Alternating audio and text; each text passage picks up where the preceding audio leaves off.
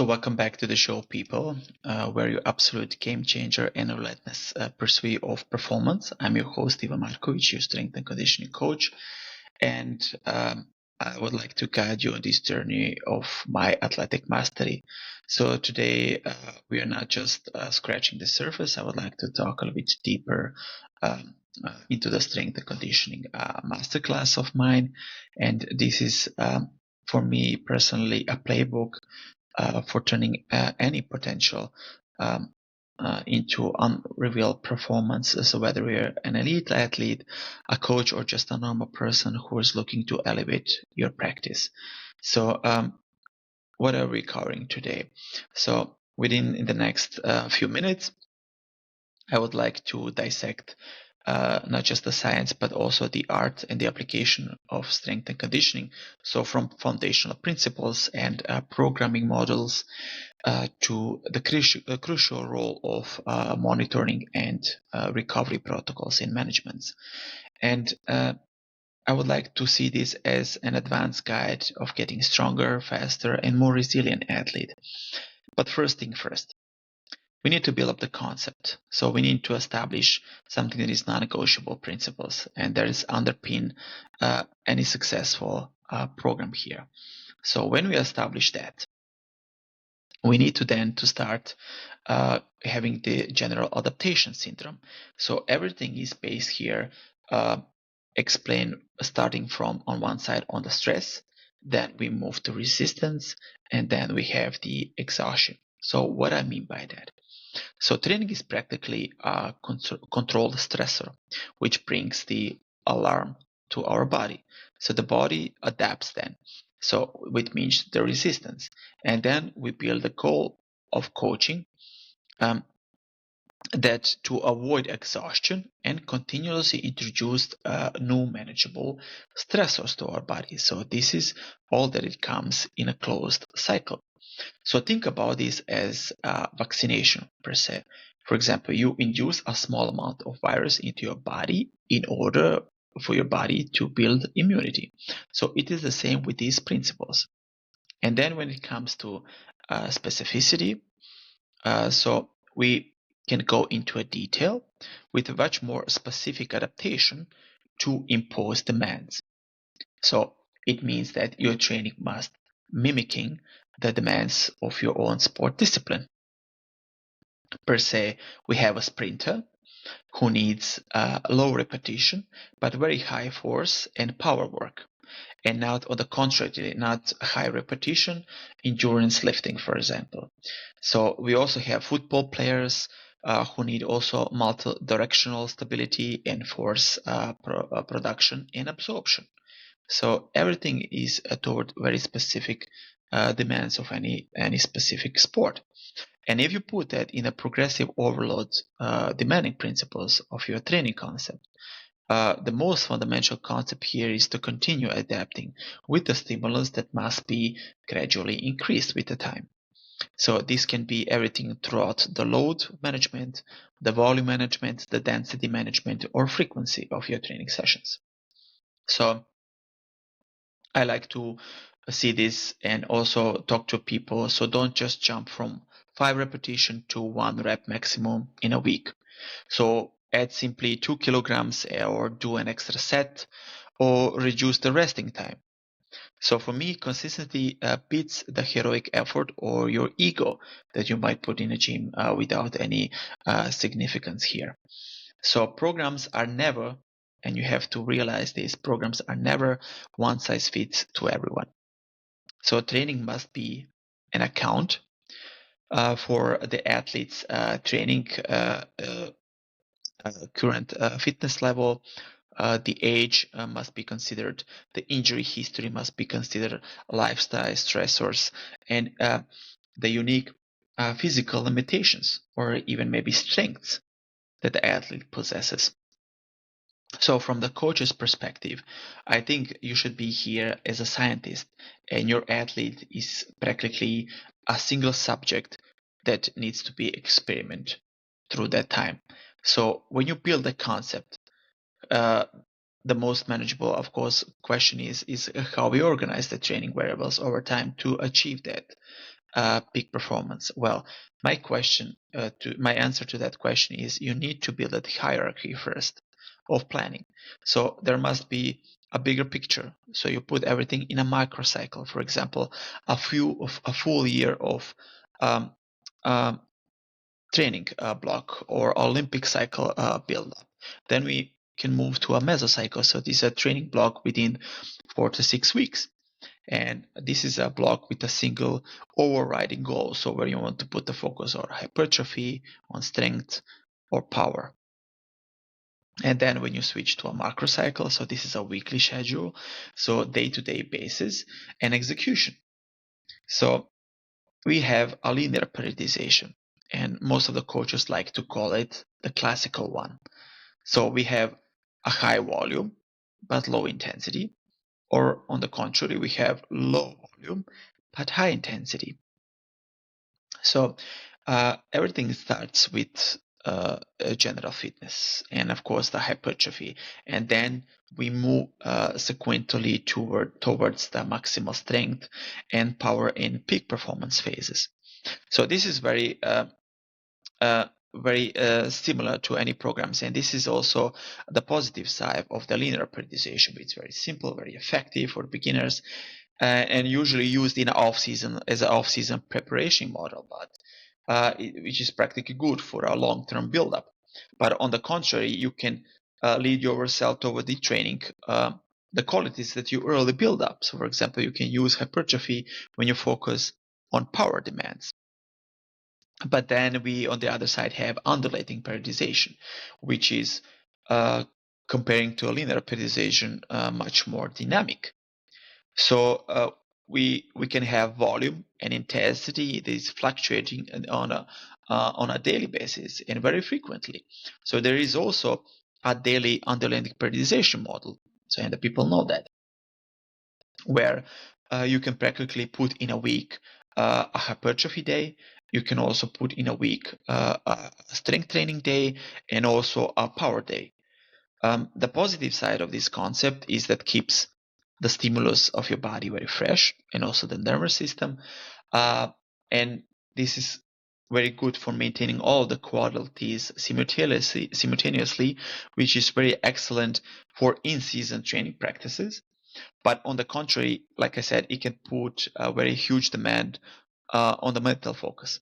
So it requires, for me, very careful monitoring here. Excuse me. So then we have the block system. Within that block system, we have a highly focused mesocycles per se. So we have the accumulation, then we have the transmutation, and then we have the realization of that program. So some of the people and coaches like to call it tapper.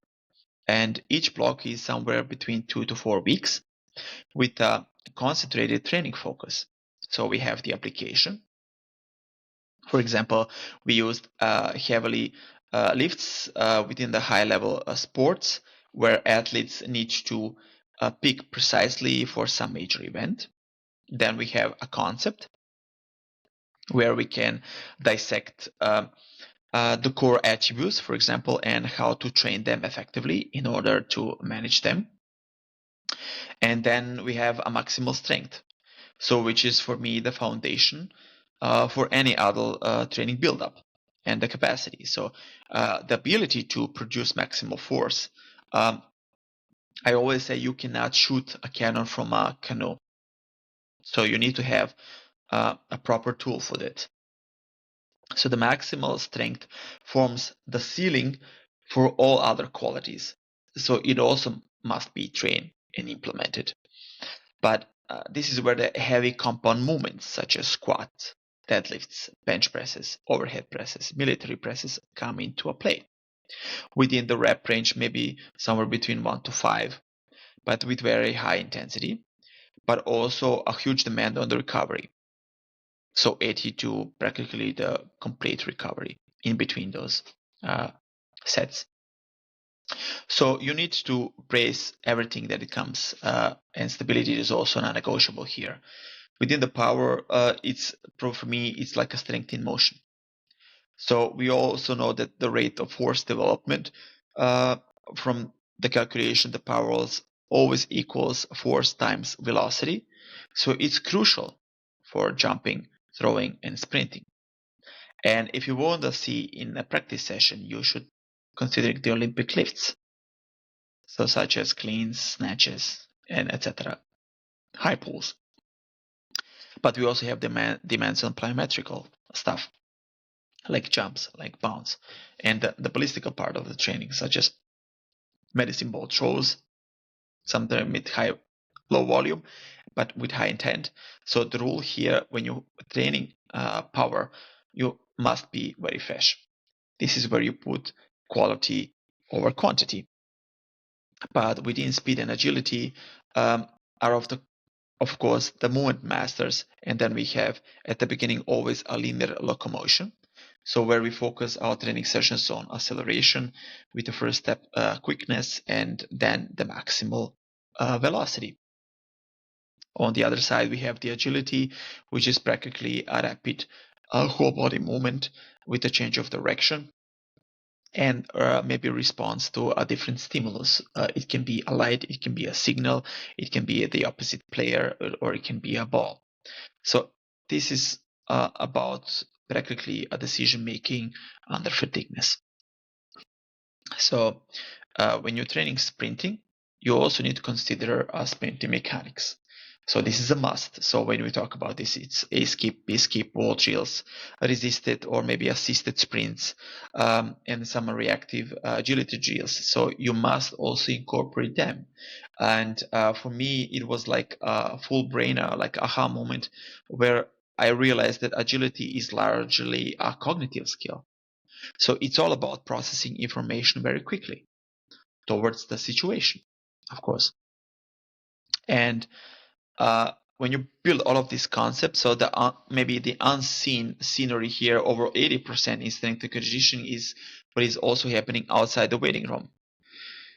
So not just about the load management and monitoring. This is practically very subjective and objective as a whole, but we need to consider a wellness questions here. What is the, for example, a sleep quality of our athletes? What is the muscle soreness? What is the stress level that he might have? So we all should have, as a coaches, to track the acute or maybe the chronic workload ratio to see if our athletes currently weekly load is too high relative to maybe the last 4 weeks that he might have. So keeping this and our athlete in a sweet spot range, I think it's a crucial component of preventing an injury. And the recovery protocols and arsenal should be on top of the game as well. So sleep is for me the most undisputed champion here. So you need to aim for 7 to 9 hours of high quality sleep. So this is where your body releases the human growth hormone and repairs itself and the tissues. So above that, we also have proper fueling. You need to fuel that work and that repair at night. So with sufficient protein intake, we can repair our muscle and the carbohydrate intake for energy replenishment. So the nutrition also must be a huge component here when it comes to recovery protocols, and not to forget hydration. We need to incorporate as well the active recovery. So that means the low intensity work like walking, jogging, swimming that can promote that blood flow and waste products removal. So on the other side, we have foam rolling and stretching. They are very good, of course, to feel good and also for the mobility, but they are secondary when it comes to sleep and nutrition, by my opinion. So, and any major systematic recovery principles there. But that pre-habilitation focus on knowing the weak spots of yourself and also of the athlete. Sometimes can be like just an ankle mobility, maybe core stability problems, or rotator cuff or scapular control. So we need to take them under consideration and maybe take them as a highest priority into some training models. Um, for me, basically, stronger is generally also more resilient to any injury. So I think you need to focus on achieving that technical proficiency in all lifts before adding some significant load. By concept mean of synthesizing the information into that accountable stress that also needs to manage along the way. And for the athletes out there, I think you need to know your why. So every session should have a clear purpose. For example, today I'm training a power day. It's a power day for me, so I must move fast. But then above all, you should listen to your body. So don't let your ego dictate your session. And if your RPE is very soaring, so communicate with your coach or pull back the weight or just the volume of the practice session at all. So, but you need to master the basics. So perfect the technique of your squat, of your hinge, of your push and pulling movement, of your carry movement before chasing any advanced variation. And I will also maybe have a couple of words to the coaches out there as well. You need to be a great communicator. So explain why you have decided to go with this practice session, with this training program. So by that, um, um, respect from an athlete. So, but be adaptable on the other side. So the program on paper is just a guide. So be ready to adjust yourself based on that uh, soreness that an athlete might have, and put, of course, the focus on the testing of your athletes. Uh, so, but never stop learning. The science is always evolving. Read the research papers and question everything that you do. And within this, I think we covered the entire landscape of high performance strength and conditioning. So the bigger picture of this is, for me personally, that strength and conditioning is not just about lifting and moving that weight. Everything is about that strategical application and stress management uh, that we can drive with a specific adaptation. And this is how we can manage our training load. So in that holistic view of an athlete, uh, uh, where not just the gym or the weight room does its part, but also the kitchen and the bedroom all serve to the same purpose, to achieving that optimal human performance that we all in a search for. So I want to send this message to you that um, practically try to commit yourself to the consistency and master the foundational movements first. Prioritize, of course, your training, but prioritize your recovery even more. And this is a true path of that competitive edge. And within those principles, I also use in my guidebook, 16 Week Speed Training Guidebook, that I see that in over 80% we have the positive outcome. And this is the way, this is the part. So thanks for joining me for this class. And until next time, stay strong, stay fast, and keep earning your greatness. So people, let's get moving.